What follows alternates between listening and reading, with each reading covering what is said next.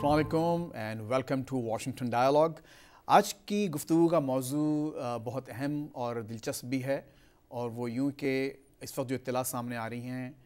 صدر زرداری نے ترکی کا دورہ کیا، اور اس دورے کے دوران جو ایک اہم رپورٹ رائٹرز نیوز ایجنسی نے ریلیز کی، اس میں یہ کہا گیا کہ پاکستان کو اگر ترکی میں طالبان کا کوئی آفس قائم ہوتا ہے تو پاکستان کو اس پر نہ صرف کوئی اعتراض نہیں ہوگا بلکہ باقاعدہ وہ اس کی مدد کریں گے۔ جب ترکی کے صدر سے اس موضوع پر بات کی گئی اور ان سے پوچھا گیا کہ آپ کا اس موضوع پر کیا خیال ہے، تو انہوں نے اس پر کوئی کامنٹس نہیں دیے، نہ اس کی تردید کی اور نہ اس کی تصدیق کی۔ تو لگتا یہ ہے کہ کچھ معاملات بہت تیزی سے افغانستان کی صورتحال پر آگے بڑھ رہے ہیں۔ سیٹرڈے کو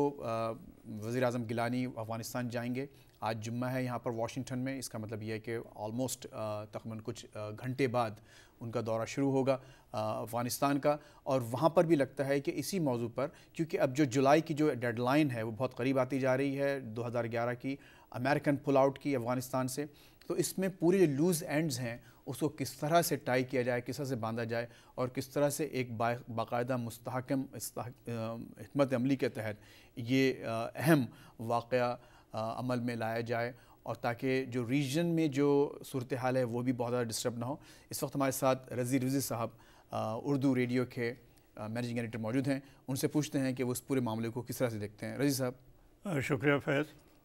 جیسا کہ آپ نے بتایا کہ یہ ایک اہم پیش رفت ہو رہی ہے کہ ترکی نے یہ آفر کیا ہے کہ طالبان اپنا دفتر استنبول میں یا ترکی کے کسی اور بھی شہر میں جہاں چاہیں وہ انقرہ میں وہ وہاں بنا سکتے ہیں، اور اس کا واحد مقصد یہ ہے کہ to facilitate the dialogue between Taliban and other stakeholders. تو یہ ایک اہم پیش رفت ہے، اور اس سلسلے میں جب پریزیڈنٹ زرداری پاکستان کے، جیسا کہ آپ نے کہا، انہوں نے ترکی کا دورہ کیا،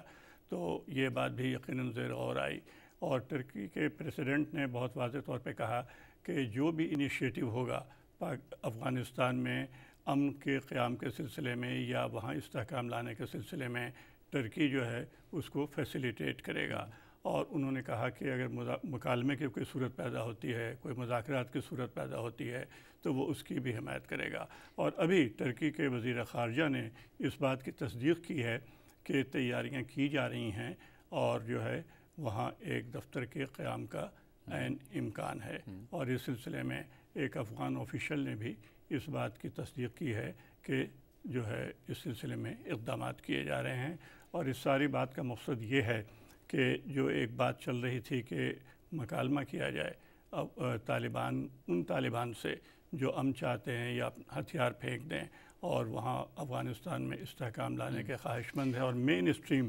پالیٹکس میں آنا چاہتے ہیں، ان سے مکالمہ کیا جائے۔ ترکی نیٹو کا فل فلیجڈ ممبر ہے،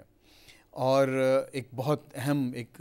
ڈیولپمنٹ ہے آف کورس، تو آپ کے خیال میں یہ امریکہ کی آشیرواد کے بغیر یہ واقعہ ہو سکتا ہے؟ دیکھیے، اس سلسلے میں یہ ہے کہ جیسا کہ آپ نے کہا کہ ترکی جو ہے واحد اسلامی ملک ہے جو نیٹو کا ممبر ہے، تو وہاں اس لحاظ سے ترکی کا اثر و رسوخ تو ہے، اور ترکی کا اثر و رسوخ پاکستان اور افغانستان پہ بھی ہے، دونوں سے اچھے تعلقات ہیں۔ تو ترکی یقیناً جو ہے ایک اہم کردار ادا کر سکتا ہے، اور جہاں تک امریکہ کا تعلق ہے، امریکہ بھی جو ہے اس بات کو رد نہیں کرتا ہے کہ وہ مکالمہ نہیں چاہتا، اس کی بھی اسٹریٹجی میں یہ بات شامل ہے۔ اور ایک ایسی بھی خبر آئی ہے کابل سے کہ افغانستان میں جو امریکہ کے سفیر ہیں، انہوں نے جو ہے وہ اچھی خاصی رقم بھی دی ہے اس سلسلے میں کہ فیسیلیٹیٹ کیا جا سکے مکالمے کو، یا مکالمے کے لیے جو کوششیں ہو رہی ہیں ان طالبان کے ساتھ، میں پھر دہراؤں گا، جو کہ امن چاہتے ہیں اور استحکام کے خواہش مند ہیں۔ تو کیا وہ رقم اس آفس کو قائم کرنے پہ بھی خرچ ہو سکتی ہے؟ نہیں، وہ میرا خیال یہ ہے کہ وہ افغان حکومت کو دی جائے گی۔ اس سلسلے میں آپ کو یاد ہوگا کہ ایک پیس کونسل بھی قائم کی گئی ہے، جس کے سربراہ ہیں جناب برہان الدین ربانی صاحب، جو کہ سابق صدر بھی ہیں۔ جب سوویت یونین کا انخلا ہوا تھا تو وہ پہلے صدر بنے تھے وہاں افغانستان کے، عبوری حکومت جو بنی تھی، تو ان کی سربراہی میں انہوں نے دورہ بھی کیا تھا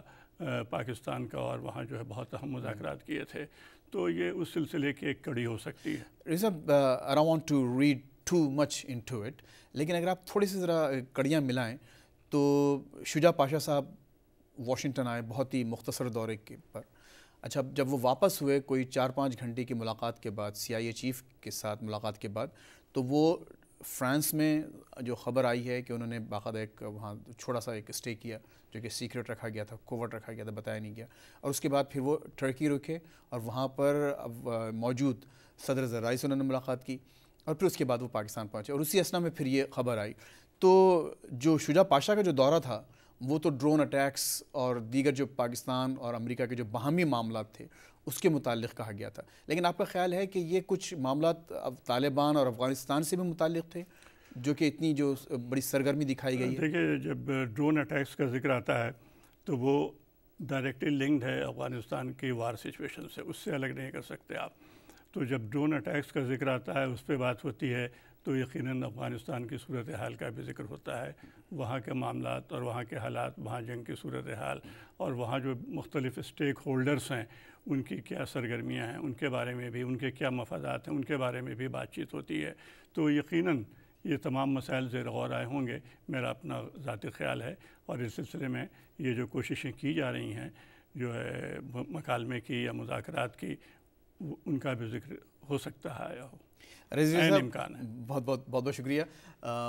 2012 یعنی اگلا سال یہاں انتخابات کا سال ہے امریکہ میں، اور ظاہر ہے جو کچھ بھی اس ریجن میں افغانستان، پاکستان اور اس حوالے سے جو بھی وہاں پالیٹکس ہوگی، جو سیاست ہوگی، اس کا بہت زیادہ اثر آئندہ یہاں انتخابات میں پڑے گا. تو اس بات کو مت بھولیے، اس بات کو بھی نظر میں رکھنا چاہیے، ذہن میں رکھنا چاہیے کہ جو کچھ بھی معاملات افغانستان اور پاکستان میں طے پائیں گے اس سال یا اگلے سال، اس کا کچھ نہ کچھ تعلق امریکہ میں ہونے والے صدارتی انتخابات سے بھی ضرور ہوگا. بہت بہت شکریہ واشنگٹن ڈائلاگ کو واچ کرنے کا. Thank you very much.